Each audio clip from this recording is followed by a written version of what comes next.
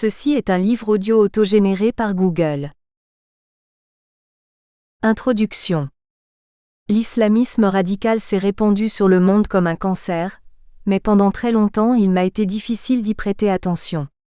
Le massacre de 132 écoliers pakistanais par des islamistes en décembre 2014 a été pour moi un tel électrochoc que je suis enfin sorti de ma passivité. Comment ne pas être révulsé par une telle ignominie ? L'assassinat des journalistes de Charlie Hebdo par d'autres extrémistes musulmans, un mois plus tard, m'a amené à beaucoup réfléchir sur l'expansion de l'islamisme. Et lorsque j'ai appris que des individus appartenant à cette mouvance avaient à nouveau tué 130 innocents dans les rues de Paris, en novembre 2015, j'ai ressenti le désir de partager ma pensée.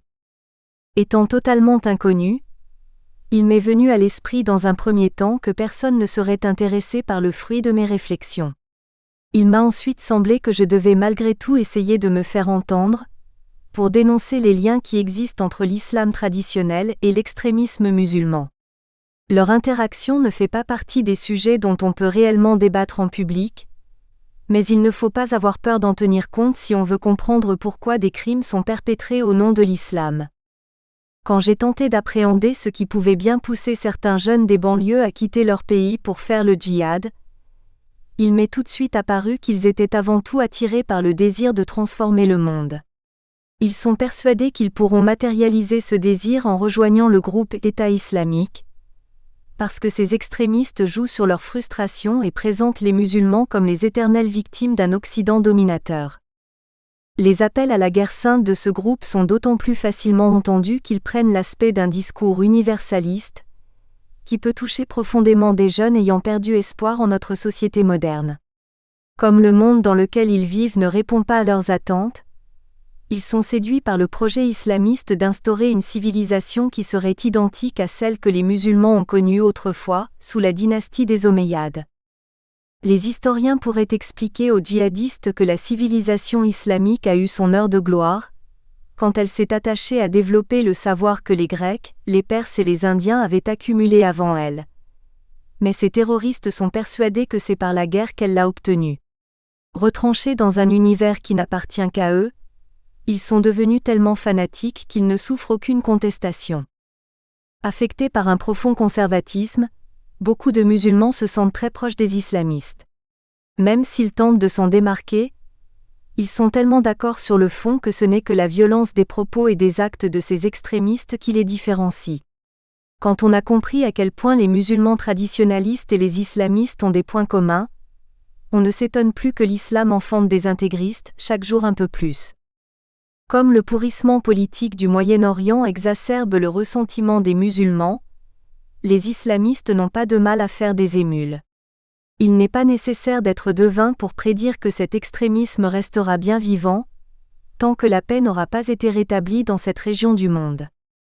Il ne sera pas aisé d'atteindre cet objectif, car les conflits qui mettent le Moyen-Orient à feu et à sang se fondent sur des rivalités ancestrales entre chiites et sunnites. Bien que cet antagonisme ne soit pas nouveau, les Occidentaux l'ont accentué en pratiquant une politique étrangère incohérente. Nous pouvons nous horrifier des décapitations perpétrées par le groupe État islamique, mais nous devons garder en mémoire que nos gouvernements ont largement favorisé son arrivée au pouvoir. Si la coalition internationale qui tente d'abattre l'État islamique apporte beaucoup d'espoir, il serait totalement utopique de croire que les islamistes pourraient être éliminés par les armes. Il est certain que la religion musulmane continuera à s'enfoncer dans l'extrémisme, aussi longtemps que ses responsables l'enfermeront dans un conservatisme stérile. Cette affirmation semble encore plus pertinente, lorsque l'on sait que l'attitude des djihadistes de l'État islamique s'inspire de certains versets du Coran. Aussi étonnant que cela puisse paraître, ces fanatiques se calquent directement sur des lois édictées par Mahomet, quand ils massacrent des innocents identifiés injustement à des mécréants. Même si une partie de ces lois a pu être profitable, au temps où le prophète vivait encore, certaines d'entre elles paraissent très cruelles, quand elles sont comparées à la Déclaration universelle des droits de l'homme. Le monde occidental a donc été très surpris de voir une majorité d'électeurs voter pour des islamistes qui étaient favorables à la charia, dans les pays touchés par le printemps arabe, en 2011. Les musulmans ont essayé de remettre la charia à l'ordre du jour, parce que leurs chefs religieux les ont enfermés dans une vision tellement étriquée de l'islam qu'ils sont prêts à l'appliquer à la lettre, malgré l'aspect rétrograde de certaines de ces lois. Rares sont les personnes qui ont souligné la pauvreté spirituelle de ces religieux, mais mes recherches m'ont pourtant donné la conviction que leur faible niveau de conscience est directement responsable de l'extrémisme musulman. Il m'est en effet apparu que les chefs de l'islam traditionnel favorisent le fanatisme, lorsqu'ils obligent les croyants à renoncer à tout sens critique. Devenus incapables de raisonner par eux-mêmes, les musulmans n'ont plus le pouvoir de résister au discours enflammé du prédicateur qui viendra leur vanter les mérites d'un islam sectaire.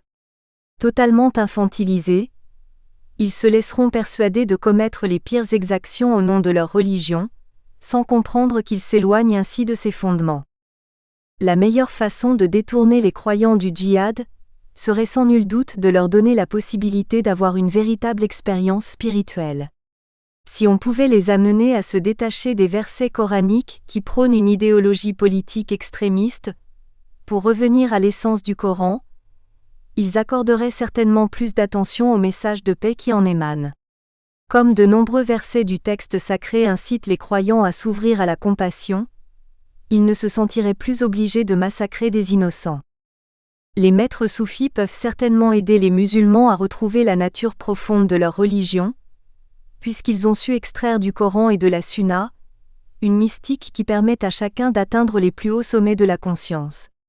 Comme ce courant développe les potentialités inhérentes à la révélation coranique avec beaucoup plus de profondeur que l'islam traditionnel, on peut affirmer que le soufisme est bien la quintessence de l'islam. Aux antipodes du rigorisme sectaire des djihadistes, l'islam des soufis prône la paix et la tolérance. Ces adeptes n'adorent pas Dieu par peur de l'enfer ou par désir d'aller au paradis, mais uniquement dans le but de se laisser investir par l'amour. Si les extrémistes musulmans pensent que le djihad est l'occasion d'obliger les hommes à se soumettre à l'islam, les soufis y voient le combat de celui qui veut accéder à la vérité. Les adeptes du soufisme ont développé une si grande empathie envers les humains, quelle que soit leur origine, que l'on est amené à penser que ce courant mystique pourrait constituer un très bon rempart contre l'islamisme. Si la spiritualité qui en émane était distillée dans le reste de l'islam, elle aurait certainement raison des fanatiques musulmans qui terrorisent le monde en se fondant sur l'interprétation littérale de quelques sourates coraniques. Les chefs religieux de l'islam traditionnel ont cependant beaucoup de chemin à parcourir pour se mettre au diapason des soufis. Ils proclament à qui veut les entendre que l'islam, c'est la paix, mais s'ils avaient vraiment l'intention de la favoriser, ils cesseraient d'enseigner un islam politique et doctrinaire. Sont-ils seulement conscients que la façon dont ils promeuvent leur religion fait le jeu des islamistes ? Ces religieux doivent comprendre que le monde ne connaîtra pas la paix tant que les versets du Coran qui appellent à l'extermination des mécréants et à la domination de l'islam sur tous les peuples seront récités régulièrement dans toutes les mosquées. Les croyants continueront à se laisser séduire par l'extrémisme musulman, aussi longtemps qu'ils n'auront pas relégué ces versets dans un passé révolu. L'islam a de façon évidente besoin d'une très grande réforme. Dégageant peu de spiritualité, il se résume aujourd'hui à une morale obsolète qui empêche les musulmans de se mettre en phase avec la modernité. Il est donc à souhaiter que les chefs de l'islam retrouvent l'essence de leur religion, pour en faire un tremplin vers des états avancés de conscience. Il est fort probable que le monde musulman en serait totalement transformé. Il faut cependant souligner que les Occidentaux ont également besoin d'évoluer. S'ils éprouvent une certaine difficulté à s'ouvrir à cette évidence, aujourd'hui, ils en prendront plus facilement conscience lorsqu'ils reconnaîtront que les idéaux de liberté d'expression et d'égalité sociale ne peuvent combler le vide spirituel dans lequel se trouvent les candidats au djihad. C'est avant tout le désir inassouvi de se dépasser qui incite certains jeunes à partir faire la guerre en Syrie, et on ne pourra pas les empêcher de s'y rendre tant qu'on ne leur aura pas donné le moyen de développer leur conscience rapidement. Ayant oublié le rôle essentiel de la spiritualité, les Occidentaux auront certainement beaucoup de peine à revenir vers elle, eux aussi. Mais ont-ils vraiment le choix ? Leur incapacité à guérir les maux de la civilisation moderne est si flagrante qu'il est impossible de croire qu'ils y parviendront sans accroître leur niveau de conscience. L'humanité doit aujourd'hui comprendre qu'elle ne pourra pas corriger les problèmes auxquels elle se trouve confrontée en adoptant simplement un autre système économique, ou en changeant de politique, mais en aidant l'individu à partir à la reconquête de son âme. L'être humain a besoin de s'ouvrir à la spiritualité pour progresser et répondre à ses aspirations les plus profondes, et il doit avoir le moyen de la développer. Si l'humanité parvient à surmonter la crise qu'elle traverse, elle pourra en faire un tremplin pour accéder à une nouvelle perspective. Les religions ayant montré leurs limites, elle devra définir une spiritualité qui sera fondée sur l'expérience personnelle et non plus sur le sacrifice et l'obéissance. Pour être vraiment efficace, cette démarche devra donner à chaque individu le pouvoir de dépasser le cadre de la conscience ordinaire. L'être humain doit devenir autonome pour se hisser jusque-là, et il a donc besoin de s'affranchir des idéologies castratrices qui ne conduisent qu'à la frustration et la désespérance. Quand il parvient à se libérer de ces chaînes, l'homme peut transcender sa superficialité pour entrer en contact avec la partie la plus profonde de son être. Vivant selon la vérité de son âme, son existence prend dès cet instant une dimension totalement différente. Je peux affirmer cela avec d'autant plus de conviction que j'ai pu découvrir comment l'homme peut découvrir sa divinité en développant son esprit et en ouvrant son cœur. Il est alors en mesure de percevoir que Dieu peut être identifié à l'intelligence présente à tous les niveaux de la création, et donc, en tout premier lieu, en lui-même. Chapitre 1 : Le choc islamiste. L'islamisme n'est pas la manifestation d'un islam triomphant, mais le signe que beaucoup de musulmans ne parviennent pas à entrer dans la modernité. Il est symptomatique d'une religion qui peine à faire des compromis pour s'adapter au monde d'aujourd'hui. Incapable de remettre en question les versets du Coran qui conduisent certains musulmans à devenir des assassins, les autorités religieuses de l'islam n'ont pas conscience que leur religion subit une des plus graves crises qu'elle ait jamais connues. Profitant de cet aveuglement, les islamistes cherchent à imposer un islam féodal qui reprend à son compte les versets les plus sanglants et les plus discriminatoires de leurs livres sacrés. Voulant contraindre le monde entier à suivre leur version archaïque, ils sacrifient leur humanité sur l'autel d'un Dieu qu'ils ont inventé de toutes pièces pour donner libre cours à la violence et au fanatisme qui les habite. Islam et islamisme, quelle différence ? Après le massacre de 130 personnes par des islamistes dans les rues de Paris, en novembre 2015, les Français ont fait savoir au monde qu'ils ne se laisseraient pas intimider, qu'ils ne céderaient pas à la peur. La presse du monde musulman étant muselée, il est impossible de connaître son opinion sur cet événement en lisant ces journaux. Il est cependant très facile de s'en faire une idée en se rendant sur les réseaux sociaux, qui restent le refuge de tous ceux qui ne peuvent pas s'exprimer. Lorsque l'on va sur ces réseaux, on s'aperçoit que les musulmans ont réagi différemment face à cette tuerie, selon leur niveau social et leur culture. Les personnes appartenant à des milieux aisés et éduqués ont généralement montré beaucoup de compassion pour les familles des victimes, mais il n'en a pas été de même de la part des classes populaires. Du Pakistan jusqu'au Maroc, le musulman de la rue a eu tendance à voir dans les auteurs de ces crimes des héros venus venger le monde musulman de son humiliation. L'Occident étant selon lui, responsable de tous les maux, le salut viendrait de l'islam. Si le massacre de 130 Parisiens n'a pas provoqué le même déchaînement de haine que l'assassinat des journalistes du magazine Charlie Hebdo, c'est sans doute parce que les innocents tués dans les rues de Paris ne remettaient pas directement en cause la religion musulmane. Les applaudissements qui étaient montés du monde arabe à la destruction des tours jumelles du World Trade Center étaient davantage liés au symbole que ces buildings représentaient qu'aux victimes de cet attentat. À l'inverse, la réaction à la publication du numéro exceptionnel de Charlie Hebdo, le 14 janvier 2015, révélait un immense décalage entre les Occidentaux et le monde musulman. Alors que les Français s'arrachaient le journal, sa première page offensait une fois de plus les musulmans de toute la planète. Le vendredi suivant, jour de la grande prière, ce fut l'embrasement. De l'Afrique à l'Asie, en passant par le Moyen-Orient, les manifestants sont descendus dans la rue pour clamer leur colère contre Charlie Hebdo. La foule condamnait les caricatures de ces journalistes, estimant qu'elles représentaient une humiliation pour leur prophète. Alors que le président nigérien était venu défiler à Paris, Niamey, la capitale du Niger, s'était enflammée. Les musulmans ciblaient les symboles français et incendiaient les commerces tenus par les chrétiens.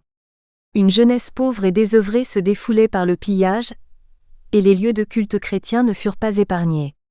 Une dizaine d'églises ont été brûlées, les livres saints déchirés. Ces violences ont fait 10 morts et plus de 50 blessés en quelques jours. Le climat d'insécurité était si fort, dans les rues de Niamey, que l'ambassade de France a demandé à ses ressortissants de ne plus sortir de chez eux. La colère n'a pas été moins grande au Sénégal. Les slogans étaient éloquents, « Mort à Charlie ». À Dakar, les auteurs de la tuerie de Charlie Hebdo passaient pour des héros et l'hebdomadaire était interdit à la vente. Mais les manifestations les plus violentes ont eu lieu en Asie. Tandis qu'une foule immense défilait dans les rues de Grozny, la capitale de la Tchétchénie, pour clamer sa haine envers les journalistes de Charlie Hebdo, le président de ce pays qualifiait sa une de vulgaire et immorale. Les Pakistanais sont, quant à eux, descendus dans les rues de toutes les grandes villes du pays. L'unité affichée par les dirigeants occidentaux qui ont dit « Nous sommes Charlie » était à leurs yeux une déclaration de guerre. La colère montait, et chacun foulait aux pieds le drapeau tricolore. Devant le consulat de France à Karachi, on s'en est même pris à l'effigie du président français. À Téhéran, l'ayatollah Khamenei fustigeait ceux qui soutenaient les caricatures au nom de la liberté d'expression, tandis qu'à Jérusalem une foule palestinienne brûlait le drapeau français. En Turquie, les manifestants brandissaient une affiche qui célébrait les assassins des journalistes de Charlie Hebdo, dans un dessin où une bombe atomique figurait derrière une tour Eiffel. En Afghanistan, où les troupes de l'OTAN venaient de partir, la haine était tout aussi forte. Si la réaction à la publication du nouveau Charlie Hebdo fait apparaître le gouffre qui sépare les Occidentaux du monde islamique, elle met également en relief le fait que beaucoup de musulmans se sentent proches des islamistes. Mais la majorité des musulmans de France ne soutiennent pas cette mouvance extrémiste. D'après un sondage paru dans Le Monde des religions, la plus grande partie des musulmans de ce pays se sentent bien intégrés et favorables à la laïcité. La plupart d'entre eux suivent les préceptes de leur religion dans la paix et la tolérance, lorsqu'ils la pratiquent encore.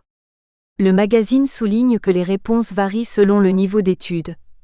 Plus les personnes sont diplômées, plus elles sont prêtes à se conformer à la législation française et à envoyer leurs enfants à l'école laïque.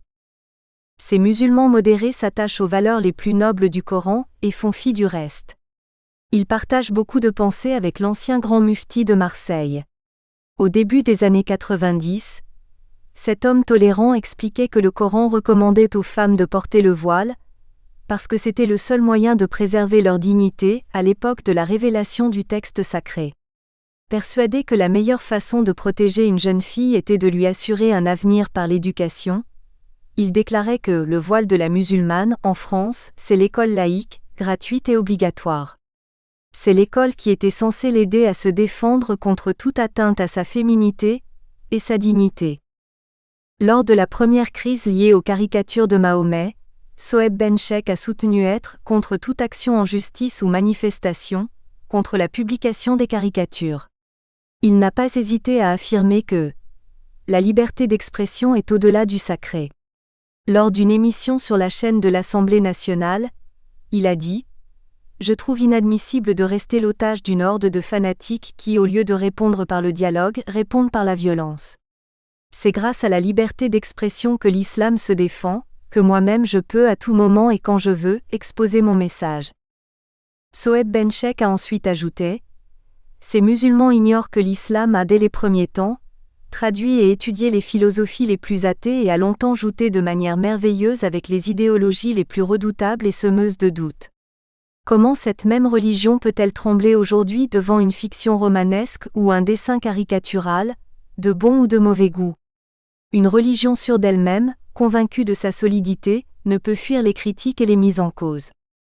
Mais le sondage du Monde des religions indique aussi que 54% des musulmans sont favorables à l'application au moins partielle de la charia en France. Cela fait environ 3 millions d'individus sur la base d'une population de 5 ou 6 millions de musulmans en France. 17% de ces gens, soit à peu près 1 million de personnes, voudrait que la charia soit imposée, quel que soit le pays où l'on vit. Une portion importante des musulmans français pratiquerait donc un islam ultra-conservateur. Les musulmans qui ont assassiné les journalistes responsables des caricatures de Mahomet étaient sans nul doute issus de cette mouvance. Ces dessins donnaient une mauvaise image de leur religion, et on peut comprendre qu'ils ne les aient pas appréciés. De là à tuer les journalistes qui en étaient les auteurs, il y a néanmoins tout un monde. C'est en fait l'attitude des musulmans vis-à-vis de Charlie Hebdo qui a amplifié la popularité du journal. En dénonçant ces satires, ils les ont rendus célèbres sur la planète entière. La meilleure réponse que les musulmans auraient pu apporter aux caricatures de Charlie Hebdo aurait été de les ignorer. Ils n'auraient pas été choqués par ces dessins s'ils ne les avaient pas regardés, et personne n'en aurait entendu parler. Il est cependant vraisemblable que les musulmans n'auraient pas eu d'intérêt pour ces caricatures s'ils n'avaient pas été manipulés par des fanatiques, dans le but d'aboutir à une guerre religieuse dont l'islam devait sortir victorieux. Les extrémistes musulmans ont utilisé l'affaire Charlie Hebdo pour amener les populations à leurs idées et les mobiliser. La volonté de défendre le prophète a incité certains partis politiques à soutenir et à amplifier les manifestations, surtout au Pakistan, où le blasphème peut être puni de mort. Des partis islamistes d'opposition, comme le Jamia-e Islami ou le Jamia Oulema-e Islam, ont profité de la situation pour créer des troubles et se poser en défenseurs du prophète. Nous pouvons comprendre que les musulmans pratiquants soient choqués par les caricatures publiées par Charlie Hebdo, et que les chrétiens le soient aussi, quand le pape en est quelquefois l'objet. Il est vrai que la satire des journalistes de Charlie Hebdo est souvent de mauvais goût, pour ne pas dire vulgaire, et qu'ils ont souvent tendance à aller trop loin. Mais cela justifie-t-il qu'on les mette à mort ? Les Occidentaux ont de la peine à croire que l'islam soit une religion de paix et de tolérance, lorsqu'ils voient les foules musulmanes applaudir à leur massacre. D'un autre côté, il est certainement préférable de ne pas piétiner les traditions des musulmans si l'on veut se faire entendre d'eux. Au lieu d'apaiser l'esprit de revanche des musulmans, nous l'avons exacerbé en apportant un intérêt excessif aux caricatures de Charlie Hebdo. C'est ainsi que nous avons vu le drapeau français souillé et brûlé, dans les pays musulmans, alors qu'il était fièrement brandi sur la place de la République à Paris. Faut-il pour autant s'autocensurer ? Les médias britanniques ont toujours adopté cette position. Ils n'insultent pas les religions, ne les critiquent pas et ne les caricaturent pas. C'est la raison pour laquelle la presse britannique a refusé de diffuser le dernier numéro de Charlie Hebdo. On peut appeler cela de l'autocensure ou de la retenue. La presse de certains pays musulmans n'a pas les mêmes scrupules, puisqu'elle ne se prive pas de critiquer ouvertement les autres religions. Le plus grand quotidien iranien a par exemple ouvert un concours en 2006 pour se moquer de la Shoah, après les caricatures de Charlie Hebdo. Cette attitude n'est pas rare dans les autres pays musulmans. Mais faut-il faire de même ? S'il est absolument nécessaire de dénoncer les dangers de l'islam, cela ne doit pas se faire en bafouant ce que les musulmans ont de plus sacré. Quand les journalistes de Charlie Hebdo ont décidé, le temps d'un numéro, que leur magazine s'appellerait Sharia Hebdo, pour écrire un éditorial sous le nom de Mahomet lui-même, ils soulevaient des questions pertinentes. Qu'allait-il advenir de la Tunisie, au milieu du printemps arabe ? Quelle charia allait être appliquée en Libye ? L'hebdomadaire heurtait toutefois le croyant inutilement, lorsqu'il y joignait une caricature où Mahomet parlait du clitoris de la femme. Si les Occidentaux ne montrent pas suffisamment de respect envers l'islam, ils conduiront les musulmans à se refermer un peu plus sur eux-mêmes. Beaucoup d'entre eux ne sont pas à même de comprendre que leur religion est critiquée parce qu'elle génère du fanatisme et de l'intolérance. Ils se sentent plus proches des islamistes qui mettent le monde à feu et à sang que des Français musulmans modérés. La tolérance progresse parmi la population qui a reçu une certaine éducation, mais elle régresse chez les défavorisés. Il n'en demeure pas moins que Charlie Hebdo est venu à point nommé nous rappeler que nous devons faire attention à l'islamisme rampant qui envahit tout doucement les banlieues. Si on est en droit de ne pas aimer les caricatures de ce journal, notre démocratie a besoin de son refus des intégrismes et de son opposition au sectarisme. En se dressant contre le fanatisme, Ce journal est aujourd'hui devenu le symbole de ce combat. L'attitude du monde musulman vis-à-vis des caricatures de Mahomet nous amène à nous poser une question. Assistons-nous à un choc de civilisation ? S'il est indéniable que les pays musulmans refusent, dans leur majorité, les droits de l'homme et la liberté de conscience, nous devons prendre garde à ne pas nous laisser aveugler par des clichés. L'idée d'une guerre de civilisation ou d'une guerre interreligieuse flatte un discours jusqu'au boutiste, qui pourrait bien nous conduire au fanatisme. Il est plus facile de manipuler les masses par un discours à l'emporte-pièce que de mettre en avant les véritables composantes d'un problème. Mais nous ne devons pas occulter pour autant le caractère religieux du malaise qui existe entre le monde islamique et le monde occidental. Il faut être conscient que des musulmans dépourvus de toute humanité instrumentalisent aujourd'hui leur religion dans le but de mettre un terme aux valeurs prônées par la civilisation occidentale. Les droits de l'homme et la démocratie libérale sont de plus en plus attaqués par les intégristes musulmans, et leur extrémisme pourrait bien laisser place à la barbarie si on n'y prend pas garde. Il est important de savoir que ces fanatiques trouvent leur source essentielle d'inspiration dans les textes sacrés de la religion musulmane. L'islam étant attaché à faire disparaître l'individualité dans le rouage d'une spiritualité collective, le musulman peut facilement sombrer dans le totalitarisme. En dehors de l'islamisme qui représente une dérive extrémiste, l'islam ne s'accorde pas non plus avec les désirs d'émancipation et de liberté, ni avec le modèle démocratique occidental. Le message révélé par Mahomet ne manque pas de soulever des interrogations, lui aussi. Si chacun peut constater que le Coran reflète un réel souci de dépassement de soi, nous ne pouvons pas faire l'impasse sur ses aspects négatifs. Quand on lit le Coran et les hadiths, sans essayer d'en extirper une symbolique, il devient évident que l'intégrisme n'est pas l'apanage de quelques musulmans fanatiques.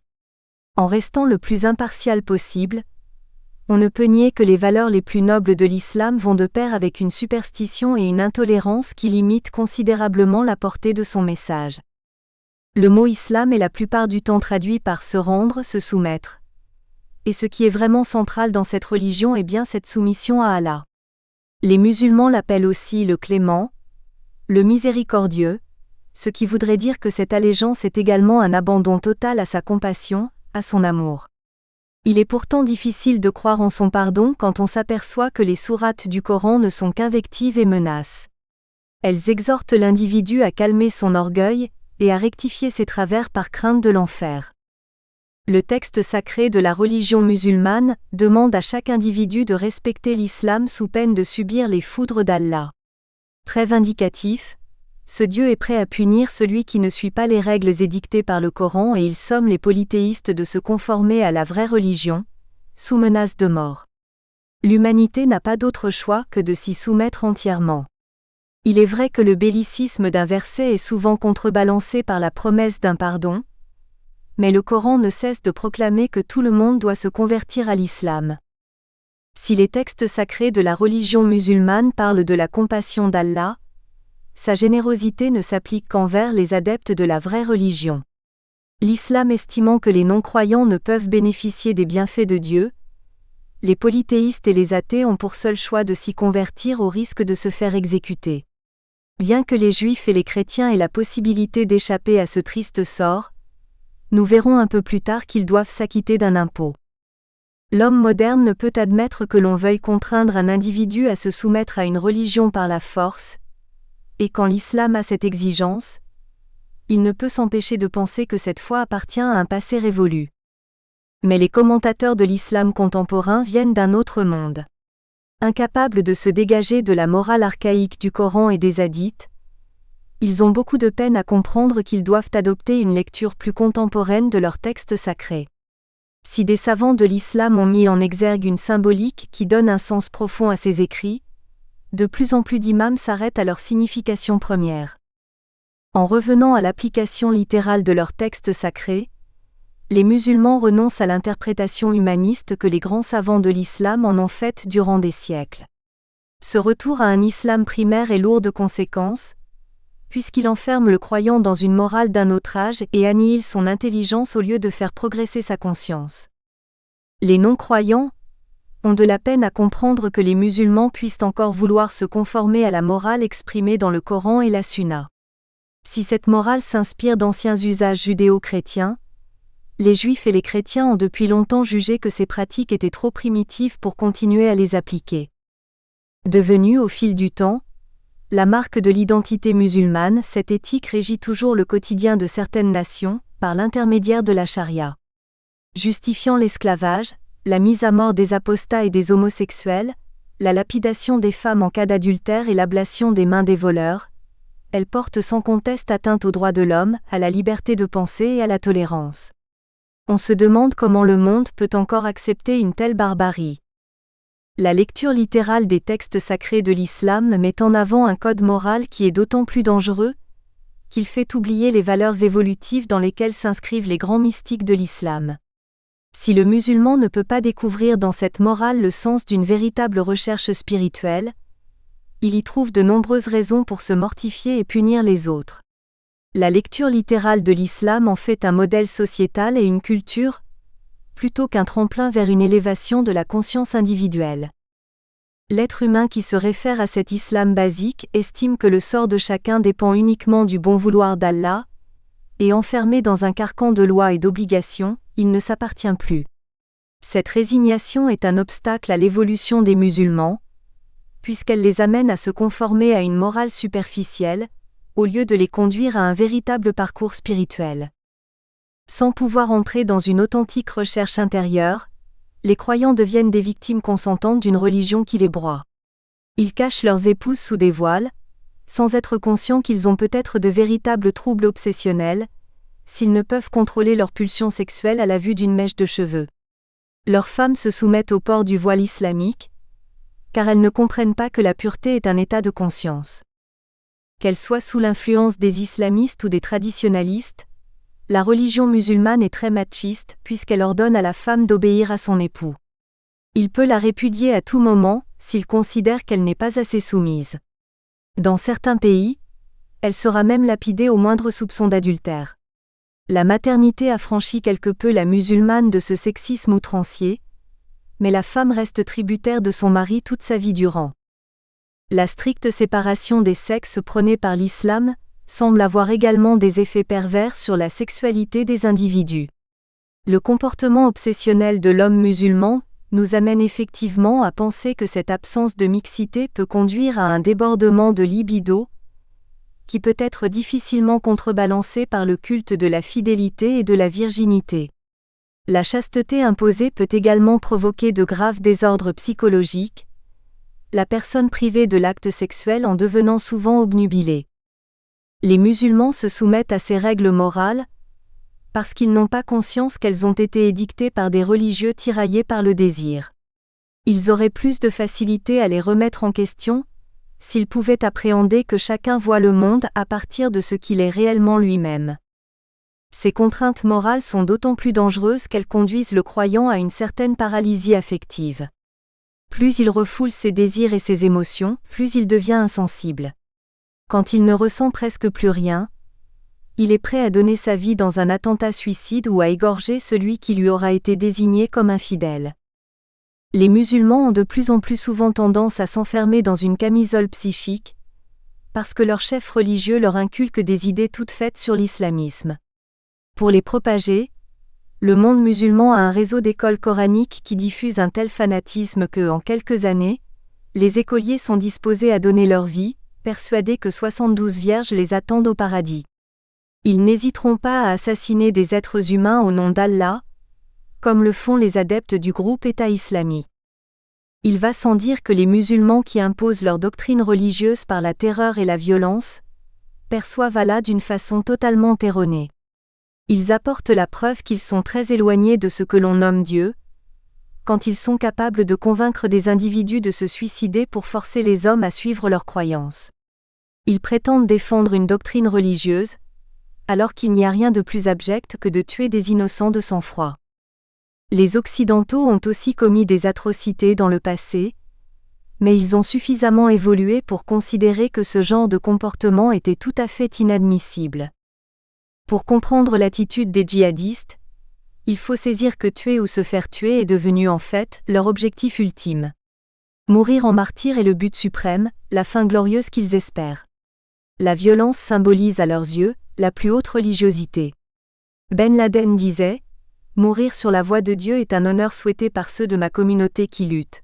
Nous aimons la mort sur la voie de Dieu autant que vous aimez la vie, nous ne craignons rien, nous espérons une telle mort. » Le principal atout des djihadistes, dans le conflit qui les oppose aux Occidentaux, se trouve dans leur absence de crainte devant la mort.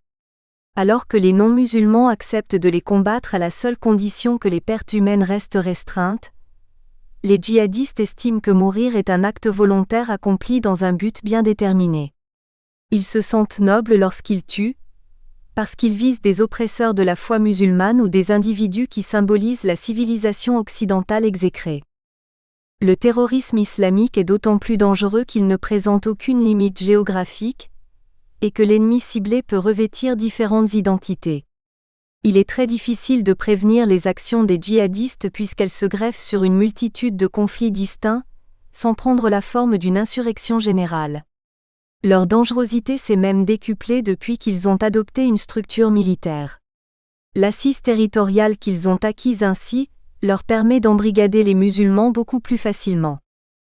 Au lieu de pourchasser ces fanatiques, les régimes arabes ont dans un premier temps préféré s'en prendre aux progressistes qui remettaient en question leur gouvernance. Nous espérons que vous avez apprécié cet aperçu. Pour continuer à écouter ce livre audio sur Google Play Livres, utilisez le lien dans la description de la vidéo.